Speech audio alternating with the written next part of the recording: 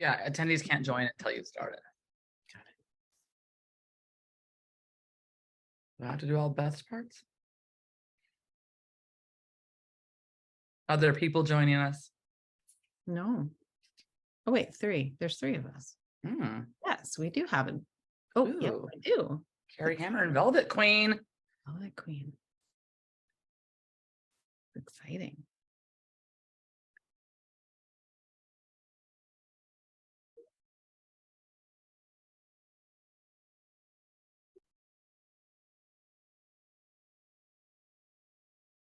What? Okay.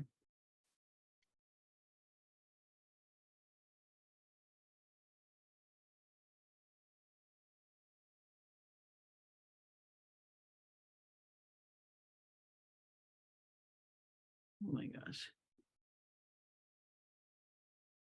I'm turning off my Teams.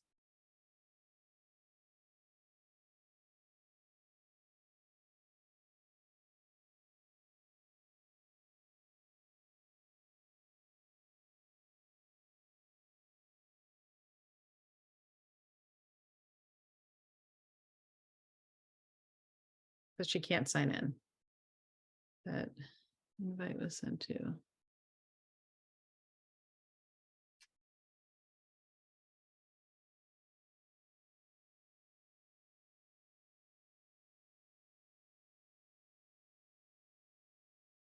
Okay, we'll get started in a minute.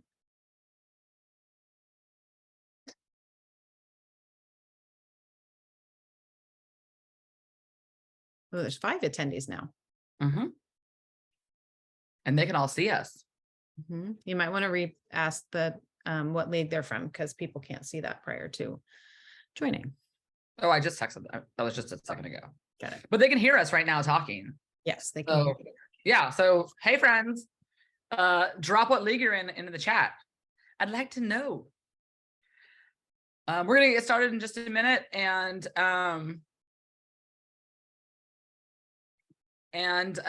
so this webinar is being recorded as a webinar. That's why we don't have all your faces on screen, because it is going to get posted to the Rose City Rollers website as a resource. But we do want to have you all use the Q&A function, and we will be going through all those questions. So that is very exciting. I'm going to drop the Q&As over here. It looks like the chat is disabled. Oh, no. Chat disabled. Okay, we'll drop it in the Q&A then. Sorry about that. Tell me where you're from.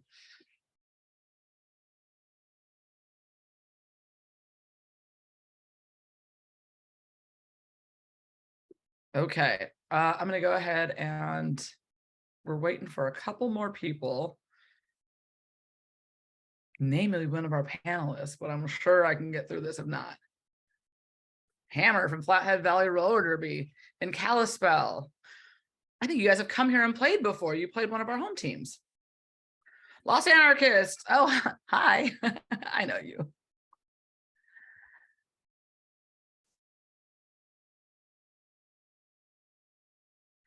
Okay.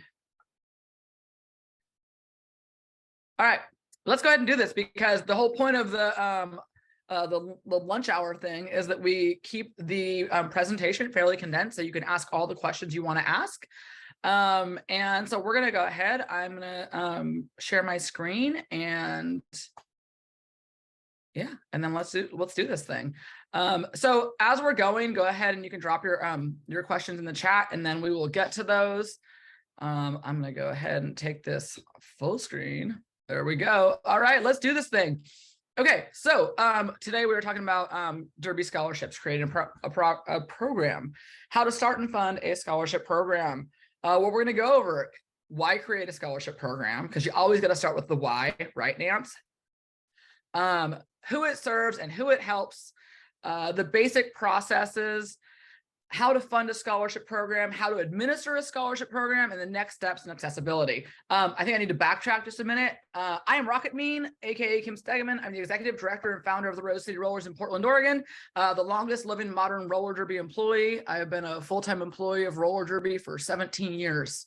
and I feel really old. And also on administering the webinar is Nancy Kay, who is the operations specialist for Rose City Rollers. And hopefully also joining us is Beth, who is our membership coordinator and does a lot of the administration of the scholarship program. But I can tell you I created the scholarship program, so I'm pretty good at talking through it. So let's do this. All right. Why create a scholarship program? First off, accessibility. Roller derby, contrary to popular opinion, is fairly expensive when it comes to getting the skates, the gear, the helmets, insurance, dues, all those different kinds of things. So the more that you break down those barriers, the larger your league can become, the more diverse your league can become, which takes us to the second bullet point. If the only people that can afford to play roller derby in your league because of costs are, upwardly mobile folks who, come from, $150,000 a year homes, your league is going to be fairly homogenous. So greater diversity in your league where you have lots of people coming from lots of walks of life is awesome. And it creates a more rich experience for everyone. Also, sustainability. One of the things that a lot of leagues, I think, kind of saw over the pandemic that you have to have that kind of regular flow of folks who can join your program, because people naturally end up, quitting because, they're done with it, or they're tired of getting dinged up, or whatever it is. Creating a scholarship program means that your program is open to a much wider group of people so that you have a lot more members who can continue to sustain your membership. All right, next slide. Here we go. All right, who it serves and who it helps. So when you think about a scholarship program, you might think about just the individuals who are going to be using your scholarship program, but it is so much more multifaceted than that. At any given time, Rose City Rollers got typically 40 people of our 400 people at least are on scholarship.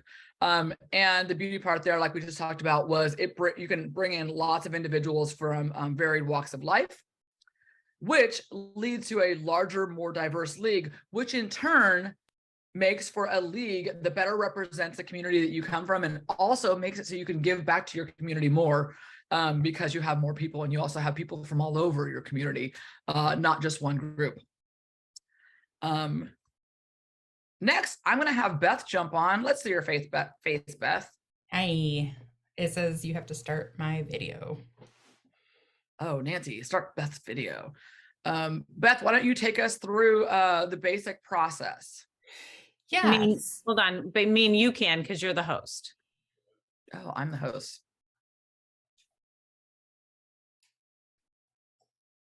But go, Beth, you can start talking. Okay.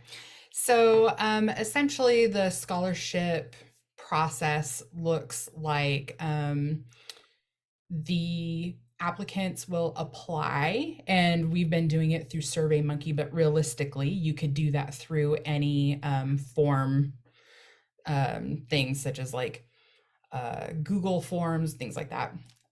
They need to submit their proof of need documentation, and we have it connected to the form that they fill out, so they upload it all in one. That way everything is together. Then a review happens. So whoever's in charge of making decisions about who is granted a scholarship would review it. And then we have it set up so that skaters then repeat this process annually, so that we make sure to keep all of the information updated, as well as sussing out anyone who's not still active, things like that. Okay. All right. Beth, tell us a little bit more about the basic process. Hi. There you are. So, hi. Basic process. We want to make sure that all of the information about the program, about the process, about renewals, all of that information is transparent and in a place that's easily accessible to people, so that all of that stuff, if there's ever any questions, people can access that information at will. It's really important to keep your documentation all together and updated, so that you have clean records of all of the participants' information, their emails, that will go out to them for the whole process. And then it provides consistent information, but it also allows people who need access to that information to know that when they go to look at that documentation, it is the most up to date and you're not missing people. And it's also important to make sure that it's not just the people who were approved, but also people who are denied and people who maybe didn't finish the process. All of that information is going to come in really handy at various points in the process. And then requirements. What can you ask of those who are on scholarship? So for us, this has changed over the years, but right now we have attendance and proof of need. So we want to make sure that there's an actual financial need from people who are applying and that they are active in the league.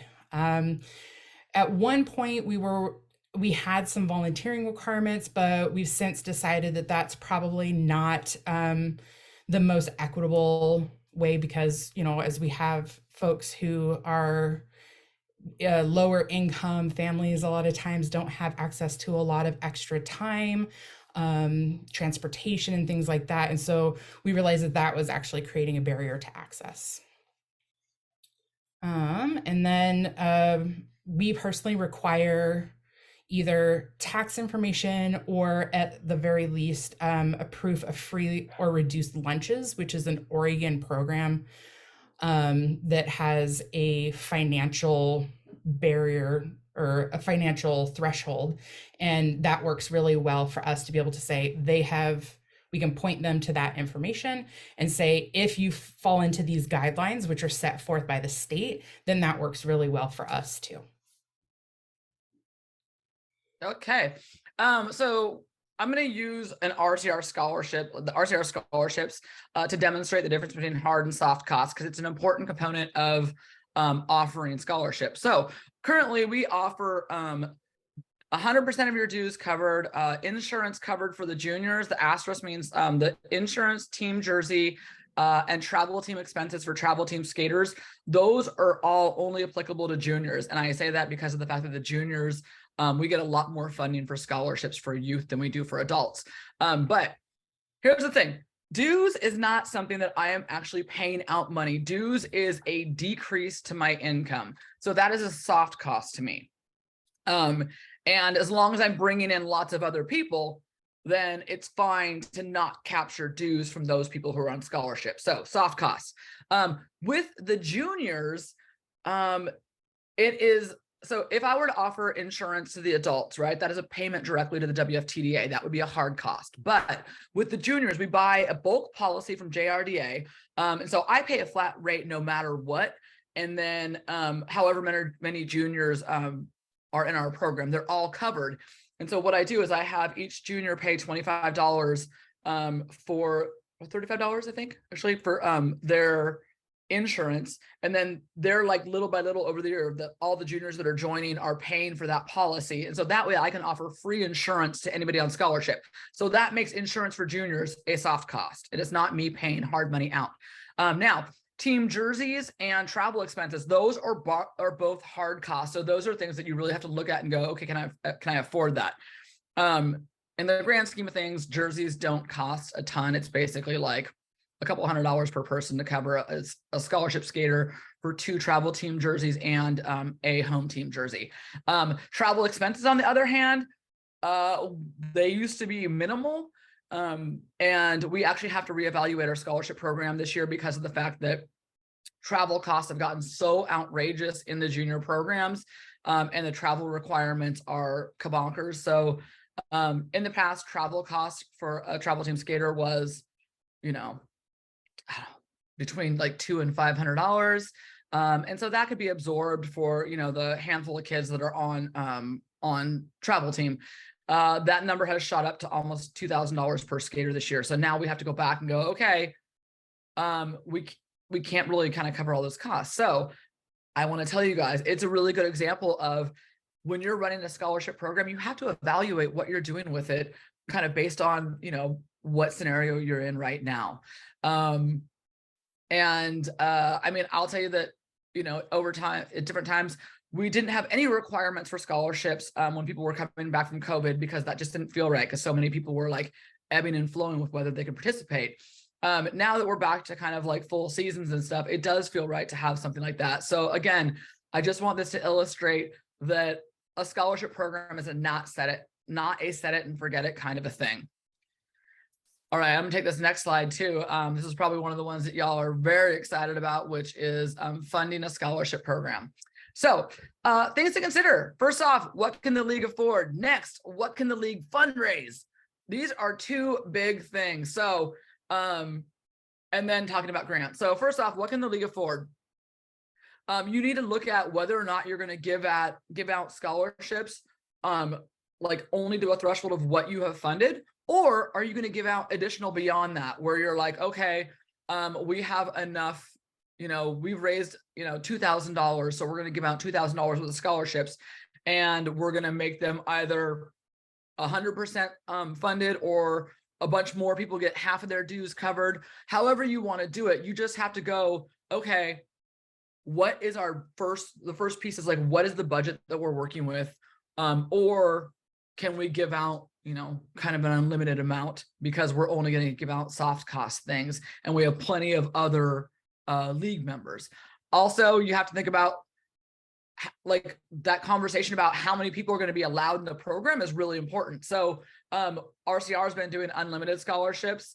I will tell you that was not always the case, and it's not, it might not be sustainable for everybody, even if you're just doing soft costs. So really think about kind of what you can do. And I would say you're better off starting with a conservative scholarship program and then expanding it, rather than going the other direction. Because if you start where everybody can get one, and then you're like, wow, we just got in over our heads and we can't afford this, you're better off to go with a conservative program to start with, where you say, we're going to give out scholarships to, 15-20% of our membership, and they're going to cover half of dues, like something like that, where you have some kind of guardrails on it.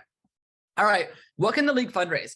Fundraising for specific scholarships is something you can do. So for example, in the beginning, we did fundraising that was for either the junior program or the Rob Lobster adult scholarship program. When you do this, you have to know that you are creating restricted funds. If people give you money for a junior scholarship program, that's the only thing you can spend it on.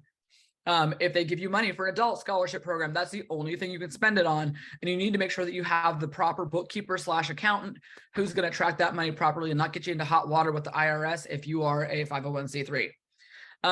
Couple ideas of the ways that we used to fundraise. So we were a partner with Voodoo Donuts for many years, and Rob Lobster, who was our coach, he was the CEO of Voodoo Donuts. So once a year, they would do a day where a portion of every donut, or no, it was a portion of every specific donut, like they made a special donut for the fundraiser. We would get a portion of that, and typically it would come out to like $1,700, something along those lines. And so we would fund the program with that money, because we're like, okay, this is a great way for us to have a specific amount of money and to really engage membership. Because if people wanted that scholarship program to thrive, our members were then encouraged to go and participate in that fundraiser and go eat some donuts. They were also encouraged to then share the messaging on social and stuff like that. So think about how to engage your membership in those fundraisers. What are they going to be willing to participate in? On top of the donut fundraiser, you can look at, there's always going to be companies in your town that are willing to do dine out days. For example, like I know Burgerville's done dine out days. We've done dine out days with like Porque No, which is a local taqueria. And again, they said you're going to get X% of sales for the day. And then we promote the heck out of that. And we get our fans out there. We get our skaters out there. Next thing you know, we got a check for $2,000. And it was one day's worth of work. So those are pretty successful. You just got to find a great partner to work with. And again, to do that, I would always start with your league and ask your league, does anybody have connections with a business that would do a dine out day? Raffles. Doing raffles at games is a great way to fundraise scholarships. You can tap a bunch of your league mates who want to go out and gather raffle stuff. Again, I would start with your membership and say, hey, anybody have businesses or are any of our sponsor businesses willing to give us you know, experiences like, I don't know, skydiving, getting your nails done, all kinds of stuff like this, right? Cooking classes, or are people willing to donate food gift certificates? Those are always, you know, a popular one. Or can somebody donate like things that are like kind of applicable to anybody? Like, so for example, we've had Ninkasi donated a fire pit one time and we filled it full of beer. That may or may not be legal in your state to give away alcohol, but it was a big, huge, awesome fire pit and people wanted it. And so that raffle, I think, made like $800 like in one day.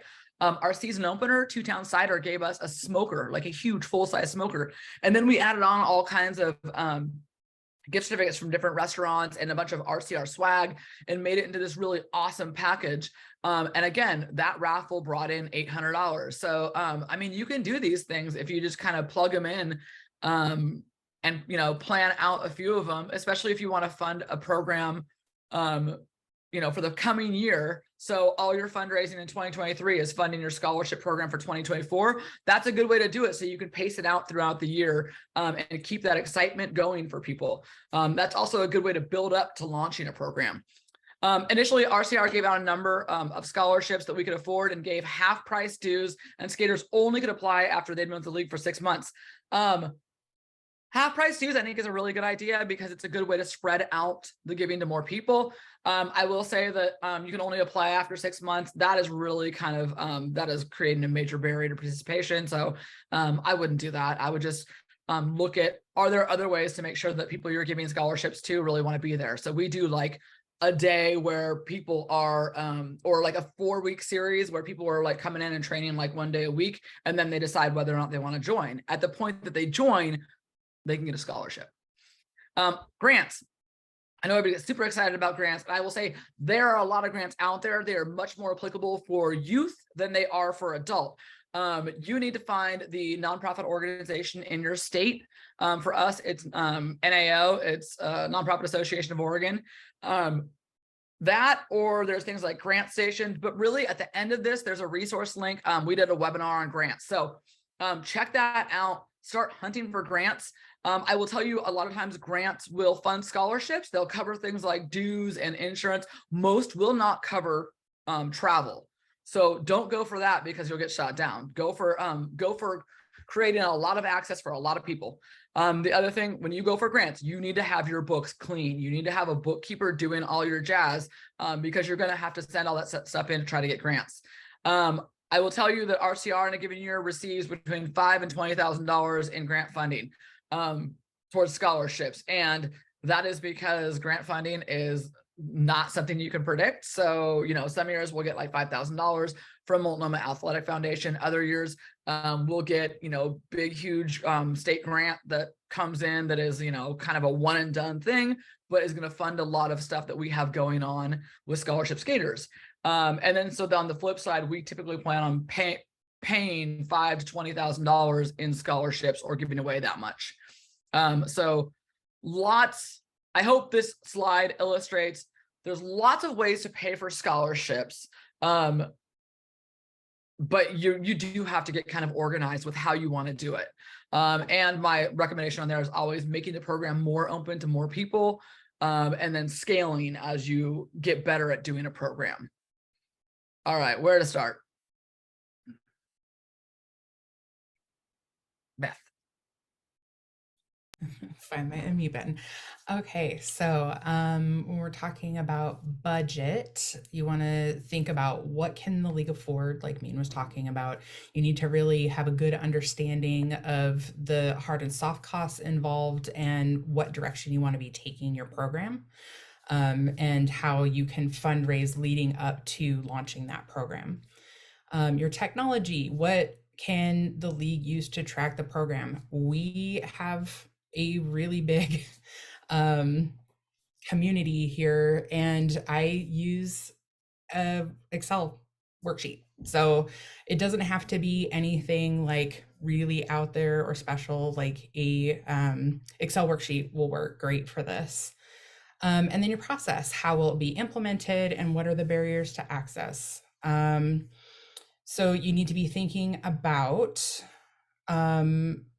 who's going to be in charge of it and who's going to be tracking it, making sure that your processes are really nailed down so that if you have a volunteer that leaves, it can pass on to the next person really easily without there being any people falling through the cracks or anything like that.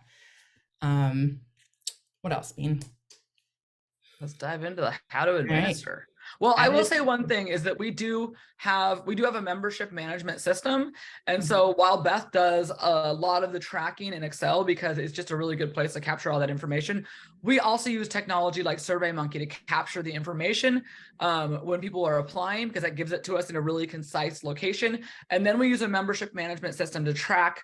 And so this is another data point on a person's file. So we have, 400 plus skaters. We'll have like 700 plus people in our membership system, parents and all that kind of jazz. And on a person's account, they're going to be tagged as a scholarship skater. That way we can run a report and make sure that our systems are matching and that we have all of our skaters accounted for. And we can shoot emails out of our system to anybody who's on a scholarship at a moment's notice if we need to. So there's lots of technological options out there. But Beth, talk us through how to administer it. Yeah. So, like I said, consistency. This is like really important because this is a multi-step process. You want to have a really clear path from beginning to end for both your user and your admin side so that you don't have people falling through the cracks. And so it should be the same person who's tracking and reporting. And that includes the whole, like when somebody reaches out and says, hey, I'm interested in a scholarship, what do I do next? Should be the same person who follows up to make sure that that person filled it out and that captures their information. And if you have a system where you track your membership, that they get that information passed over into your membership system as well. Your clarity, again, I think I mentioned this already, but you want to make sure that it's really clear for everybody how that you even have scholarships available, how they can get access to applying for that, and then on your admin side, like all of the steps needed to make sure that that process gets finished. Your communication. So we just switched over to requiring a touch point on scholarships quarterly rather than just annually. And this helps us with such a large league. It helps us reach out and make sure that our scholarship skaters are still really active, that they still need that financial support. But communication overall is really helpful with your scholarship folks too, especially when you're getting ready at the end of the year to renew, giving them lots of a really big heads up about the end of their scholarship coming up and things like that, because emails get lost and you don't want people to kind of fall out of the system or have their scholarship end if they're still active and they still need support. Legal. Be prepared to report your scholarship costs and the number of skaters on scholarships to your accountant. Again, like Mean mentioned, it's really, really important to have really clean data for your scholarship folks, and your tracker will really help with that, especially if you don't have a membership system for your members. Let's see.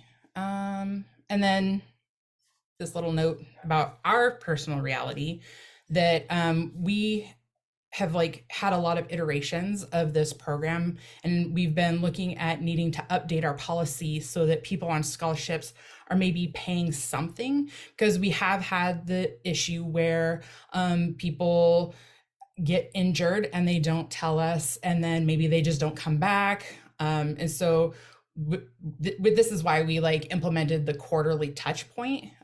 But we have seen that there might be some other options that we can take to make sure that people are like really serious about using the program and that they're really active in this, in the league. I will also make a suggestion. Most leagues don't have the staff that we do. So most leagues are going to be running these programs with volunteers. In that case, I would suggest you use a shared inbox, like scholarship at whatever the name of your league is, and have that monitored by 2 people, but only 1 person is answering. And I say this because if you're the person, so say like, Nancy is Beth's boss, right? So if the 2 of them were both copied on scholarships and all of a sudden Beth just stopped responding to things because whatever, she had appendicitis or something, or won the lottery and really wasn't focused on work anymore, then at least Nancy is seeing that and she could pick up that communication, or it's an early indicator of, for those of you who would have volunteers running it, it's an early indicator of you have a volunteer who might be like, not liking their job anymore, or something's going on with their life and they can't handle the workload anymore. And you don't want your scholarship program to drop off because it's solely owned by 1 person. So making sure that you have an additional person to have eyes on it, but 1 person is in charge of the communication.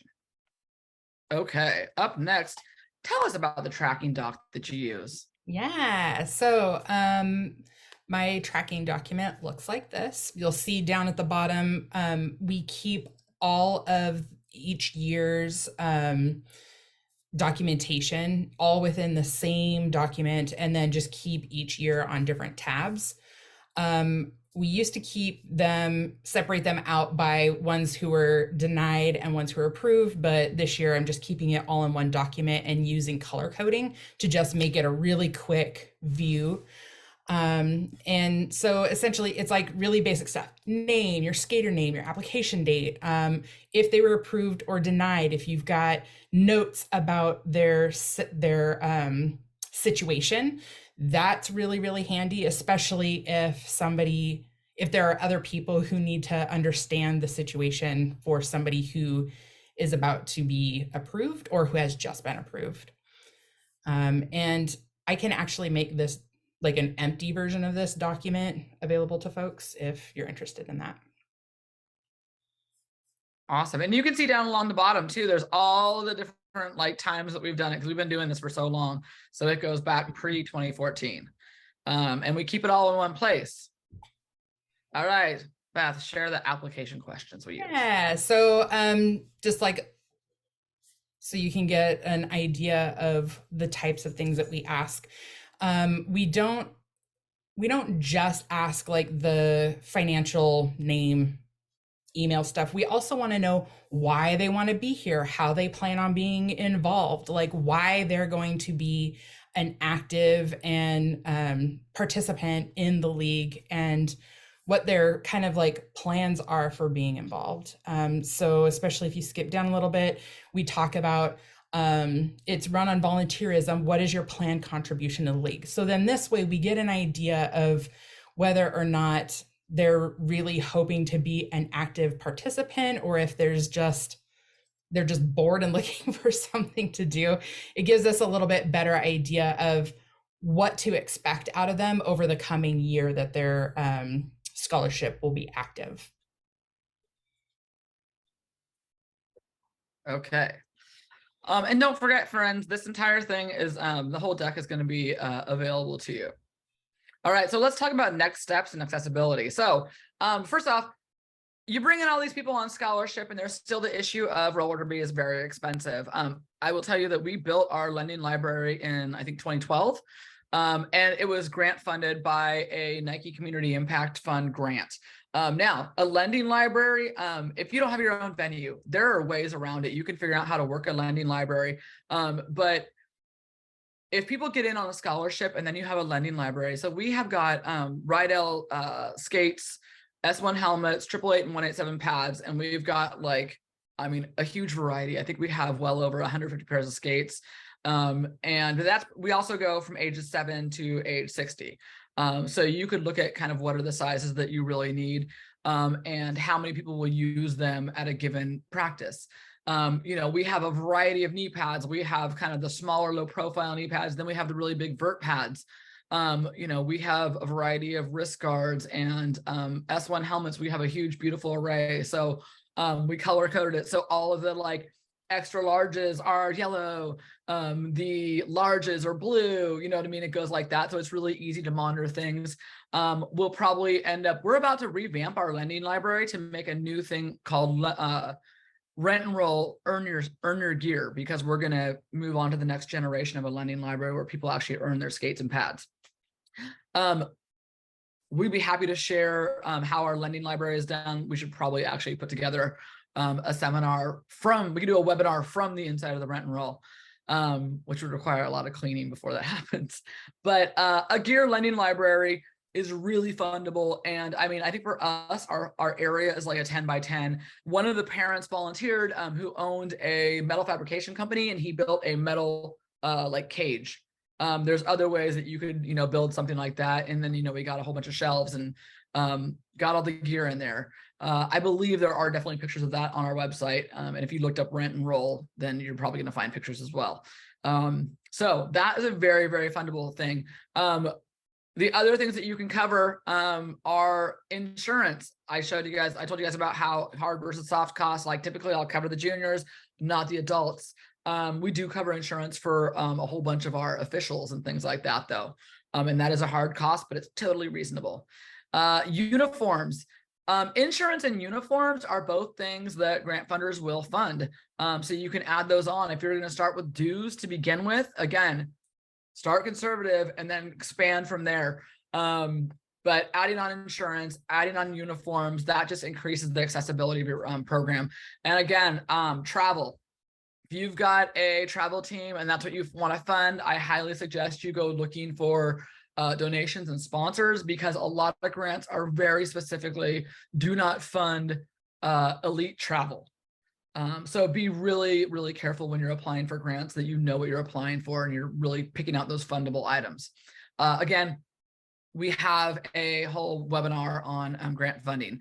Okay, those are the basics of diving through our scholarship program.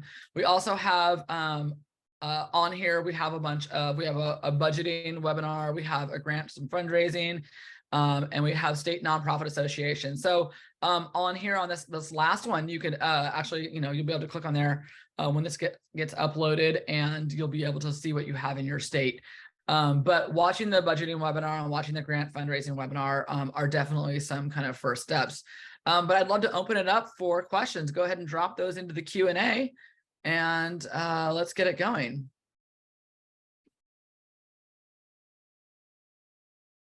Okay, anybody have any questions? And feel free to ask like anything about how we built it, things that are specific to your organization, anything. I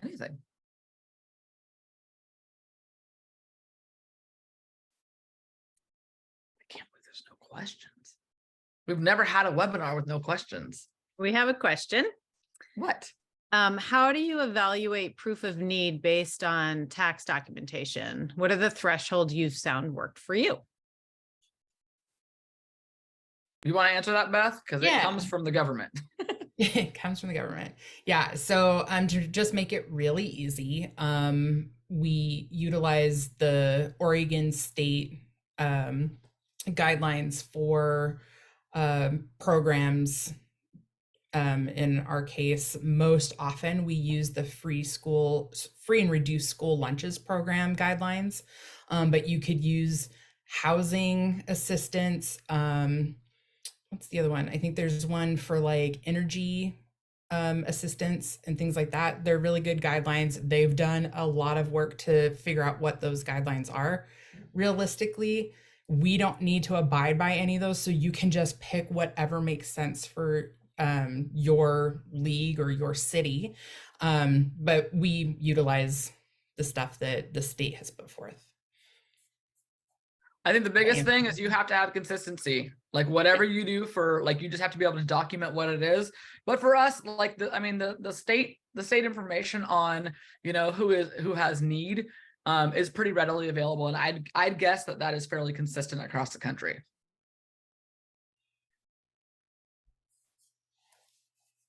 Okay.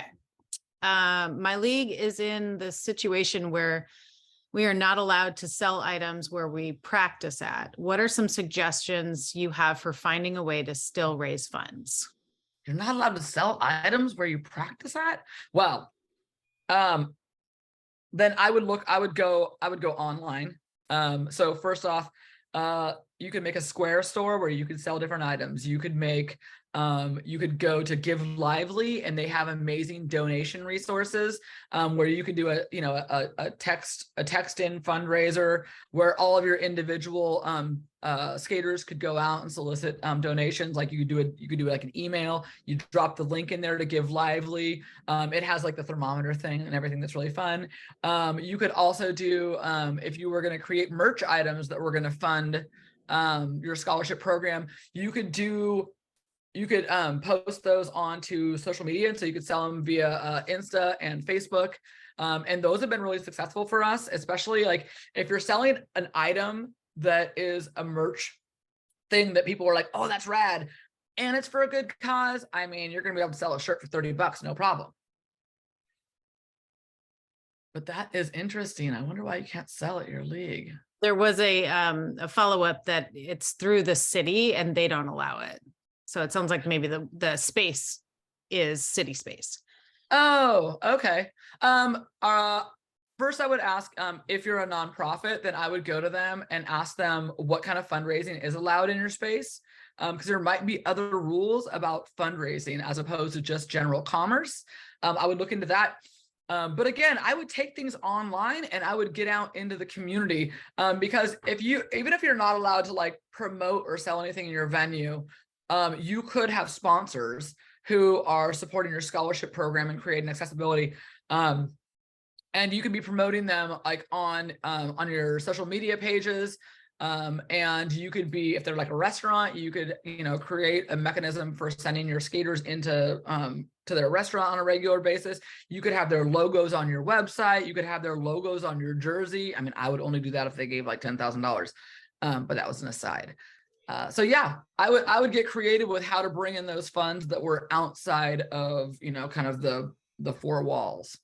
Yeah, you might also consider things like when you participate in special events, block parties, pride celebrations, things like that, where you might be able to have like your own stand and be able to do sales, raffles, and things like that in a different venue. Totally. We've also had success. Our all-star team has done online raffling of jerseys as a fundraiser, and kind of, you just, specific time frame, we're raising money for travel, like here's what it is. You can do that same kind of thing. I think the big thing is just, creating awareness, creating a whole marketing program around it, and then making sure that your members all engage in it and help kind of amplify that message. All right. Other questions about scholarships? Are you guys all ready to go out and get them? Are you more excited about scholarships, or are you less excited now?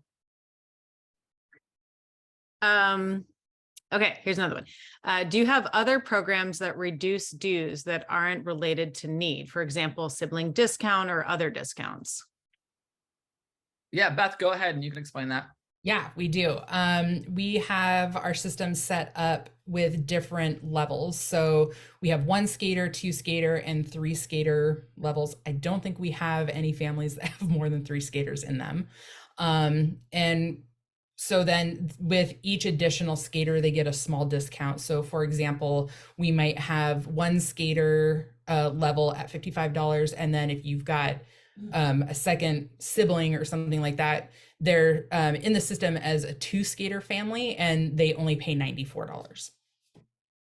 And so for us, this is really important to think about the admin side of this kind of stuff, because we have 400 plus skaters, right? So we can't be willy-nilly about providing sliding scales, because it has to be coded into our membership management system. If you have a smaller league, you can have some flexibility there. But again, you have to be able to document why somebody is getting a different price than another person. Otherwise, you're going to have revolt when people find out. So that's why we have like the 1, 2, 3 skater. And then if your need is beyond that, then, you can apply for a scholarship, or you can have a conversation. Like, I mean, we've had skaters who were like, I lost my job, I need to get a scholarship for a couple months. And we're like, great, we'll take care of that. So we don't fool around too much with our actual our membership dues price, because the administrative side of it is really difficult. It's actually easier for us to go, hey, let's just give you a free month of dues.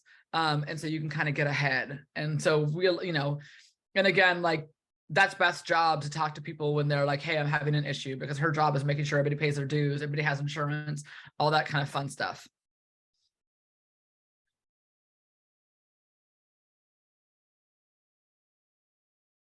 I want to know if people are going to go try to create scholarship programs.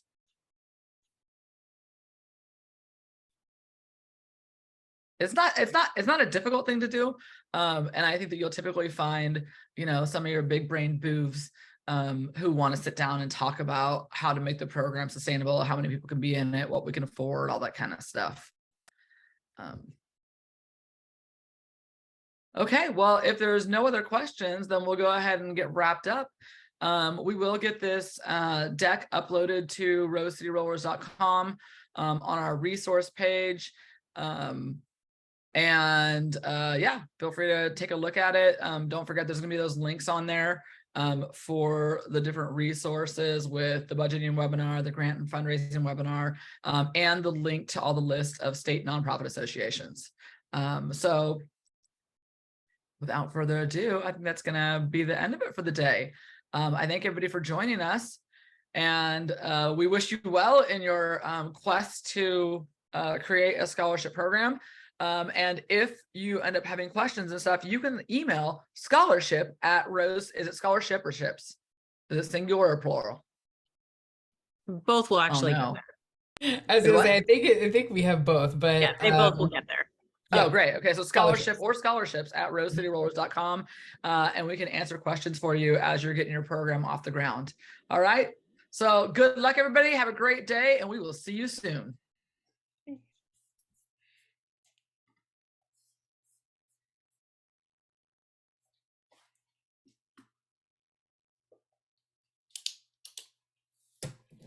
You can stop recording.